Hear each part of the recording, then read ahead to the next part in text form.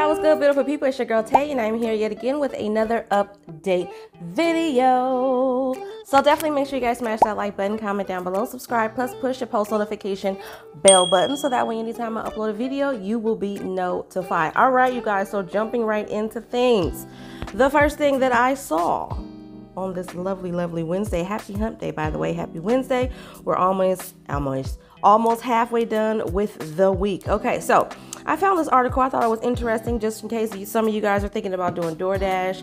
You know, it is a, a courier service, food delivery. I'm pretty sure everybody has used it at some point or another, but it says Doordash said it's starting a gas rewards program to offset rising prices at the pump. The food delivery company is taking a different approach than Lyft and Uber, which are raising consumer costs to assist drivers, okay? All U.S. delivery drivers will be eligible for 10% cash back on gas through a prepaid business Visa debit card. And I'm assuming that Visa debit card will be provided to you by Doordash if you apply for it, okay? Food delivery company Doordash is taking steps to try and help drivers offset rising gas prices. Though, unlike rideshare apps like Uber and Lyft, it says the added cost won't be passed on to the consumers, meaning for those of you guys who are using Doordash to order your meals for your family, they're not going to increase the cost to make it help them be able to help drivers with the cost of gas, okay? Doordash actually expressed this yesterday, which was Tuesday, that all U.S. delivery drivers will be eligible for a 10% cash back on gas through a prepaid business Visa debit card. They'll earn cash back anytime they use the card, even when they're not working, okay? The online delivery service mentioned this yesterday. Over the last few weeks, prices at the pump has increased all across the world, and for Dashers who deliver by car, this economic reality presents unique and unprecedented challenges, okay? Oil prices hit $130 a barrel last week, lifting retail gasoline prices across the country. The average cost of regular unleaded gas in the U.S. is $4.32. I'm pretty sure it's a heck of a lot higher than that. But then it goes on to say, according to the American Automobile Association, with the price in Doordash's home state of California surging to $5.75 a gallon. And I believe that out here, at least the gas station around the corner from my house, it's AM, PM. I think that's, what is that? Is it Arco? I think that's what it is. The highest for the most expensive, the highest grade of gas, I think was like $5.75 or $5.79. But when I was driving around yesterday, I also saw some areas where it was over $6. And I know one of you guys had mentioned that it's $9. So gas prices are getting ridiculous, okay? Uber and Lyft recently announced that they are adding a temporary rider surcharge. Uber trips will come with a fee of 45 cents to 55 cents, and Uber Eats deliveries will include a charge of 35 cents to 45 cents, the company said last week. Lyft didn't specify the amount of its rider surcharge. A Doordash spokesperson told CNBC that the company is taking a different approach. This is what this person had to say. We know Dashers aren't the only ones facing pain at the pump, and we're not passing the cost of these programs on to the consumers at this time. This is what the spokesperson says. So I think that it is good for delivery drivers, of course, because the cost of gas is ridiculous. And depending on how much you drive throughout the week, driving to deliver food could actually be more of a hindrance to you than helpful to you, okay? The cash back reward program will begin March the 17th, which is tomorrow, and relief will stay in place at least through April. So I'm definitely happy about that. All right, the next thing, which actually came out as well yesterday, it says Democrats unveil plan for new quarterly stimulus checks. I don't know if I want to call it that, but it says on March 10th, a group of Democrats introduced legislation that would provide more stimulus money for Americans, like the payments authorized by the American Rescue Plan Act of 2021. These payments would likely go directly into Americans' bank accounts. The money would be sent out quarterly, aiming to help people cope with rising gas costs.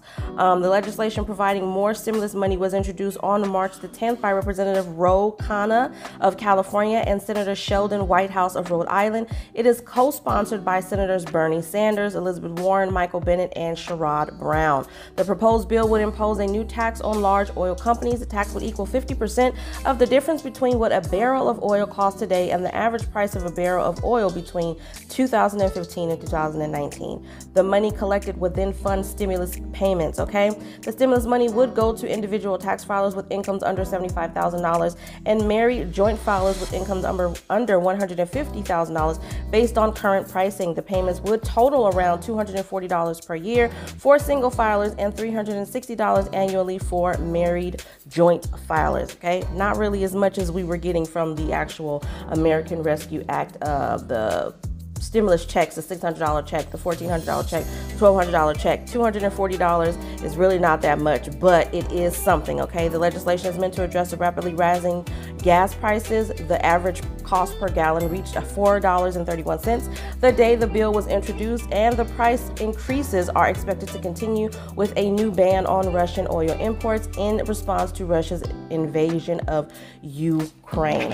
All right, so like I said, it's not a whole lot of money. $240 for a single person, and $360 is really not a whole lot, but it is something, okay? I know I've seen some other programs that they have in the works right now, which I will be talking to you guys about them in a separate video, but it is a start. Moving on from that, just in case you guys didn't know, because I didn't know, daylight savings times did occur this weekend on the 13th, and the Senate voted to keep it permanent. Y'all let me know what you think about that. It happened literally yesterday. I'm not sure if I mentioned this in yesterday's video. I know I spoke about it and said they were talking about it, but they actually passed it, and so now it is a permanent thing. We will continue on this schedule, meaning the days will be longer for us. It would get dark, at least for us out here in California.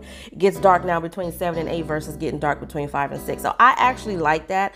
I did speak on that in a previous video and tell you guys that I think for safety reasons, especially for women with children or women by yourself, having access, well, not access like that, but you know, having the days be longer. Some of us work 9 to 5, get off at 5 o'clock. It's about to be, you know, dark time, and you still have to go out there and run some errands to wherever companies that are still open after 5 o'clock. You know, I like the fact that it's going to get darker at a later time. I like the fact that my children will have more daytime to play outside. That's just me, just my personal opinion, but I do agree, and I do like the fact that they decided to make this a permanent change, okay? All right, if you guys were not aware, it is actually International Women's Month.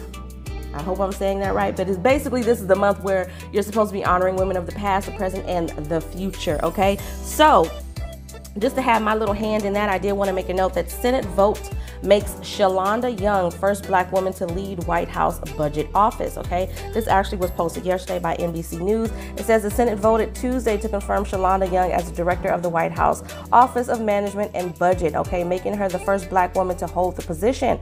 Young was confirmed in a bipartisan 61-36 vote after a year of having served as acting budget director. Young became acting director after Neera Tanden withdrew her nomination for the permanent post in March of last year. Okay, the number of key senators had announced their opposition to Tanden, citing her previous tweets criticizing Senate Republicans and Democrats. Tanden is now the White House staff secretary, a position that does not require Senate confirmation. Okay. Young has played a key role helping the administration implement its economic agenda, an effort that has become more challenging amid rising inflation and stalled Democratic legislation on Capitol Hill. The Office of Management and Budget works with federal agencies to oversee the execution of spending programs approved by the Congress. So congratulations to Shalonda Young. Yeah, I must say I'm very, very, very, very proud. A lot of great things are happening. Still got a lot more work to do. Okay, this by no means erases all of the negative things that are still going on as it pertains to people of color, but I do like to highlight the positive things as well. You know what I mean? Try to put some balance out there. Everything ain't always negative. Now, moving on to what I know you guys are always here for, emergency SNAP maximum benefits. So there were no additional states for emergency SNAP maximum benefits for the month of March. We have the same states. And I believe for pandemic EBT, we did have an additional territory, which I think was the Virgin Islands, but I will go over that in a separate video for you guys as well. So let me just take a quick gander, and I am going to put it on the screen for you guys just so you can see where we are as of today. Again, today is Wednesday, March the 16th. So as of right now, which is 2:14 Pacific Standard Time, for emergency SNAP maximum benefits, we have Alabama, Alaska, Arizona, California, Colorado, Connecticut, Delaware, DC, Georgia, Guam.